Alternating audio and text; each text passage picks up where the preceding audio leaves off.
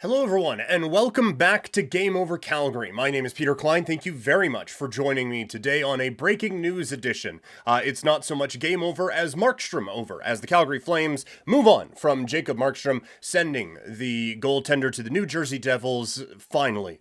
So today we are going to break down what it all means, why people are so disappointed, why some people aren't disappointed, and get into a bit of a broader off-season discussion. As always, make sure you guys are liking this video. We are looking to go live once again from this channel. We need to up the subscribers a little bit, so if y'all could do that, it would help us out to be able to do that and bring you the game over you know and love coming here on this channel next season. So let's get into it. As Jacob Markstrom is off to the New Jersey Devils in exchange for Kevin Ball and a 2025 top 10 protected first round pick. The protection, if that is triggered, then it becomes an unprotected pick in 2026, and also $2 million, about $2 million, 1.875 over the next two seasons. So each of the next two seasons, I suppose, from Jacob Markstrom's contract will be eaten up by the Calgary Flames. And I think as these discussions were going on, and as Yost is tweeting about it, and then Saravalli, and then LeBron, and Drager, and all them, you're starting to get like, okay, what's it gonna be? Here we go. And Flames fans have been thinking about this since the trade deadline, right? Like, we have been wondering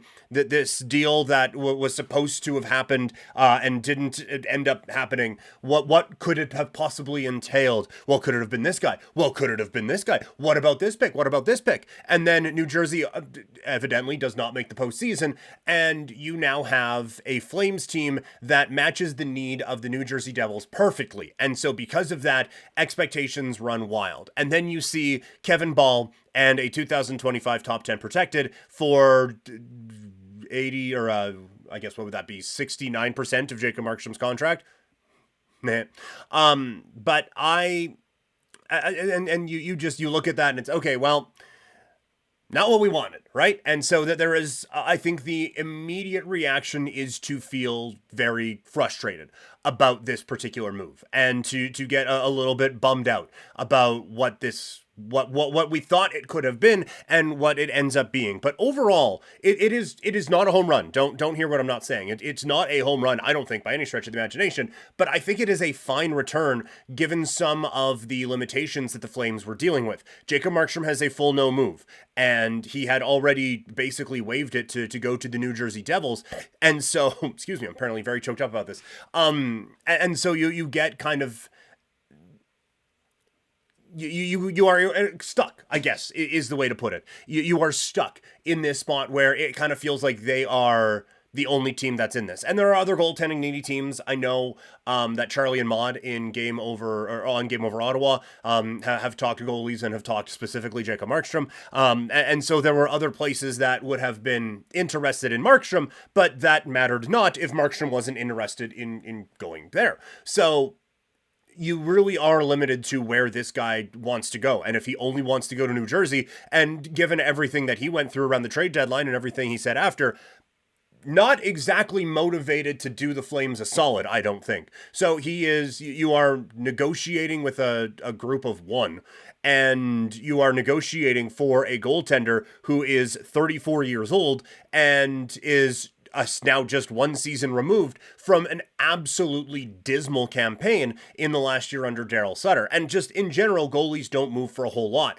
So I think when you look at the things that Conroy was working against, this actually turns out to be a good return. Again, it's not a home run. It's not the franchise-altering trade or whatever when they are parading down 17th Avenue away from the new arena with hoisting the Stanley Cup in X amount of years. I don't think we're going to be looking back on this day and being like, well, that's the day that turned the franchise around. But I still think in terms of all the weird ways we talk about human beings that happen to be hockey players with asset management and blah, blah, blah, blue, I think this is actually okay when you look at you're getting a young defenseman and you're getting a first round pick. Protections on that first round pick, but not incredibly massive protections, I don't think, on those. And so I think it's okay. And I do understand why grand visions started popping up, right? Because like I said, we've been thinking about this since March and watching the Stanley Cup playoffs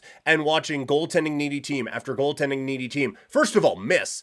And then second of all, you look at a situation that, I mean, the Oilers are doing well, but there was a situation there where Calvin Pickard is starting must-win games. And you're like, okay, well, seeing the importance of a goalie, and we got one of the best ones here, so this should be a thing. And you start to fantasize about, okay, maybe we get the 10th overall pick. Maybe we get one of their great prospects. Maybe we get the 10th overall pick and one of their great prospects. And so you start to build this up in your head, and then you see the tweets start coming out, and it's a thud.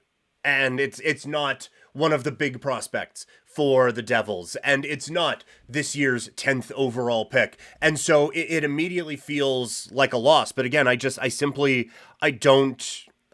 think it is that, but it's not the big home run. And I do think part of it is the, I guess, fascination or excitement about T.J. Ginla. And it does seem like he has played, or at least had played his way out of the range where the Flames would be able to pick. You do see some mocks that end up with him going to the Flames. Now, I do think part of that is maybe a touch click, maybe a little bit. But I do think that the U18s were a while ago. And as we get a little bit further away, and we're not going to get much further, the draft's in less than 2 weeks. But as we get a little bit further away from that, it starts to, instead of it being the last thing we've seen and this thing that's in your face, and Iginla's posing with Iginla for the championship thing, and he's scoring big goals and he's doing all of these things, as we go from that being the singular focus to it just starting to be a big piece of the pie, you do start to wonder if maybe there is a chance that he could get to the Flames. But I do think that all the talk about him, like he's not going to make it past Montreal at 5 or anything like that, I do think that a lot of that talk has Flames fans a little bit, I don't want to say desperate, but a little bit worried that Tej isn't going to be able to be there for the Flames. And again, if the guy's name was Joe Smith, we'd be talking about it in the same way, because I think he is that good. And I do think that there is a want to move up, and having 10 sure would have made things easier to move up. Whether it is, I don't think you package 9 and 10 to go up and get 5. I mean, maybe you do. Maybe you just think he is worth it that much that you go up there and get, or whoever, right? But specifically for Tej, I think that there are people who just want that to happen. And if they had 10, there is a little bit more ammunition. You know, have 3 first-round picks. If you want to package 2 of them to move up and get that guy, well, then, you know, you have that guy and still another first-round pick to go with. And you just feel a little bit better about the bullets you have in the chamber in trying to go up and make that move. And so I do think that, again, a lot of the perception around this is based on what we kind of built this deal up to be in our minds, and then the next step of what that could have been with a prospect that we're all really, really excited that might be just painfully out of reach of the Calgary Flames. But what did they actually get here? Ball projects to be a third pairing defenseman in the NHL. He is 23 years old and rather huge. And that is something that I think the Flames are very interested in. I do worry a little bit that after they made a couple of moves for some younger high-end defensemen, they kind of went for need and, oh, well, now we need some solid defensemen to fill around it. Well, there's one. Let's put him in this trade. We just want him. We'll get him. And I don't necessarily love that thought process necessarily. I will say, you watch the Stanley Cup playoffs, and if you've been watching me on Game Over Edmonton or on my personal podcast, Couch Potato Diary, I have been saying that these playoffs specifically have made me realize that teams now need to overdo it depth-wise, and overdo it at the trade deadline, and overdo it in free agency. Maybe not like to the extent that you can in a salary-capped world, but I think building up that depth is good. Now, going out and acquiring a depth defenseman for what is ultimately your best asset now that you are willing to move is not exactly how I would be running a franchise. But I do still think that this will be a valuable contributor to the Calgary Flames going forward. He will be a part of that mix that is battling for spots on this blue line now and forevermore with this team. And then with the first round pick, it seems unlikely that it is going to be a game changer. What it does mean is that the Flames have guaranteed 6 picks in the first round in the next 3 years. That is a good thing. Their own pick in 2025 probably isn't going to be with Calgary. It's that weird one that's hung up in the Montreal, Florida thing. I think if it ends up being the first overall pick, the Flames get it. If it's like 2 through 198th, Montreal gets it. Like it's all over the place. But you are now guaranteed to have 2 picks in the first round this year, 2 picks in the first round the year after that, and 2 picks in the first round the year after that. That gives you a lot of shots at it. It gives you a lot of ammunition if you want to, again, try to make a move up in a draft, to go get someone that you are really targeting, to go out and get a young player that you are really targeting and looking to be aggressive for. I'm not saying Nikash or anything like that, but I think that this just gives Craig Conroy and company some options and some wiggle room. Like it's a fine pick. There is a world where it turns out to be amazing, right? Like there is a world where Markstrom is just cooked. And by the way, not hoping for that. Like I think he did a lot for this Calgary Flames team, and I would like to see him succeed. But from a Flames standpoint, there is a world where he just falls off the map, right? Like it's just, this was one last hurrah that he had, and now he's going to Jersey, and it's going to fall off. And then yes, the next pick, the 25 pick doesn't then come to the Flames, but all of a sudden that 26 is looking mighty interesting from a Calgary standpoint. And I think that there's at least that possibility out there. Odds are it's probably going to be a pick in the 20s, and the Flames are going to get a kid who is good, not great, and he can be added to the pile of prospects that they have that are good, not great from a Calgary standpoint. But I just think that overall, it is a pretty good job that Craig Conroy has done. And he hasn't fully dug out of the hole that Brad Treliving left this organization in. And I've said before, I was mainly positive on the work of Brad Treliving, but now that it is very apparent that what he was working towards wasn't going to work, there was a lot of digging out of it. And I think that he was handcuffed by the situation with Noah Hannafin. He was handcuffed by the situation here with Markstrom. He is currently handcuffed by the situation with Jonathan Huberdeau, although salary cap issues aren't really something this team is bothered by over the next little bit. They need to sign a guy just to get to the cap floor. But I do think that Conroy has done a good job of working his way out of the hole that was dug for him by his previous boss in Brad Treliving, where there wasn't much left prospect-wise. In terms of high-end talent. Nothing, really, in terms of high-end talent. There were a lot of very difficult contracts to deal with on the books, and a lot of a very difficult situation to have to deal with coming out of how things went down with Daryl Sutter and some of the different contracts that were handed out. And then the kind of perception of this team that is one that everyone wants to leave. And so you are kind of, you're between a rock and a hard place when you're trying to get maximum value for some of these guys who are very obviously not looking to re-sign. And he basically just acquired a whole extra draft this year with an extra first, an extra second, extra third, and extra fourth. As I said before, there are now 6 first-round picks in the next 3 years that Conroy has at his disposal. And so I think to go from a situation that when Treliving left felt a little bit dire, where you don't have a lot of great prospects, you don't have a lot of high-end talent on your NHL roster, and you have a lot of no moves and a lot of contracts with expiring players that probably don't want to be here anymore. And so I think to come out of that with the prospects and the draft capital that Conroy has been able to build up is actually a win from a Flames standpoint. Now it comes down to what is next. If you listen to any content that I created, you know that I'm not exactly a card-carrying member of the Andrew Mangiapane fan club. I would suggest that might be what is next. I know that Mangiapane has ended up on a couple of trade boards that insiders are putting out, and it seems rather obvious he's not going to stick around. I think that the 34 goal season that we saw from him is more of the outlier and not necessarily what we're going to see. I think the only time he was productive was with Backlund and Coleman this year, and who wasn't? So I think if you can get some pretty good value out of that, there is definitely a move to make. But then after that, it's now, I don't want to say, well, now it's time to get better and win. But it's just, those are kind of the last, I think, legitimate teardown moves. Maybe Coleman, I would be surprised if that was this year, but maybe. The Kuzmenko one is going to be interesting. Obviously, Sharon Govich is going to be really interesting as well. But this is a team that, as I said, has quite a bit of draft capital now and has a ton of cap space to work with. I would like to see the Flames get a little bit creative with that in ways that teams have been before. I'm not saying go out and make the move that was made today by acquiring Pierre-Luc Dubois. That's the opposite of what you want to do. But if there is a team that has a bad contract for a couple of years, come on in. Come to the welcoming arms of Scotiabank Saddledome and the kind, loving, generous hearts of the people of Calgary, as we will pay you probably most of your salary. All it takes is a first or a second. Just bring it on in, man.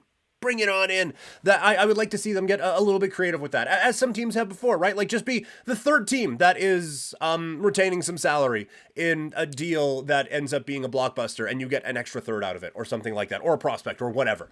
I would like to see the Flames get a little bit more creative with that. I would have really liked if they could have got in on this Dellandrea trade today. The Dallas Stars moving him for a fourth. I think Dellandrea is like the perfect third or fourth line type of a player, and is the type of guy who I wouldn't mind the Flames taking a shot on. Now they have depth forward guys that they can turn to, and he ultimately is just that. But I don't know. I just kind of like the kid. But I do think that there are some big moves that the Flames can make still, with the cap space they have, the draft capital they have, and still some productive NHLers on their roster. If this thing really is turning sideways, I do wonder about Nazem Kadri and Blake Coleman. Backlund, I think, is here for the long haul. But, like, is there a world where Huberdeau becomes a tradable asset? When we just saw PLD get moved today, I don't think you're getting Kemper for Huberdeau, but I would have told you 24 hours ago you're not getting that for PLD either. So I do think that there is, I know I just said like the teardown part is over, but I do think there is a world where it can continue. The one part that concerns me is that this is still a team that is messaging to the fans that they want to make a run to the playoffs next season. That was one of the last lines, and it was one of the lines that jumped out to people in the press release about this trade, and that is concerning. Now, a full tank next year doesn't do this team a lick of good, because, again, odds are they don't have their first round pick going into next season, so they can go 0-82. It's not going to mean a darn thing.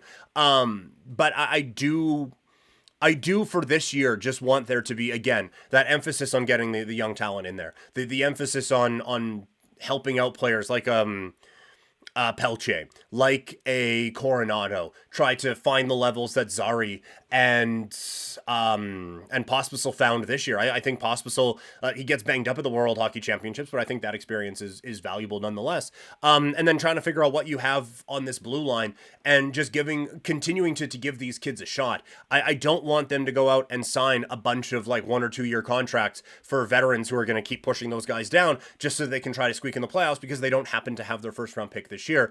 I just think that wastes a year of development for some of these kids. And so that's kind of where I'm at. But I think the biggest part of the move today is that this now clears the runway for Dustin Wolf to spread his wings and fly with this organization. I know there are a lot of people who have great amounts of trepidation about that, with saying that Wolf is definitely not the goalie of the future. Well, let's find out, because the future is still kind of far away for this team. So why not see if this kid can actually do something and can actually be an NHL goaltender? There were times last year where it looked like no doubt he's an NHL goaltender, and there were times last year where it looked like no doubt he is not an NHL goaltender. I think with consistent playing time, consistent NHL coaching, and continuing to learn off of the experience he had this last year, that there will be some great growth opportunities there for him. And I do think that he will be fine, but it's at least nice that they will be able to figure it out. So still a lot to go this offseason.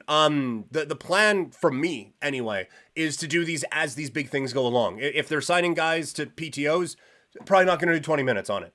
Might just get one of the videos of me walking around outside. People seem to be doing that these days. So, but we want this to grow.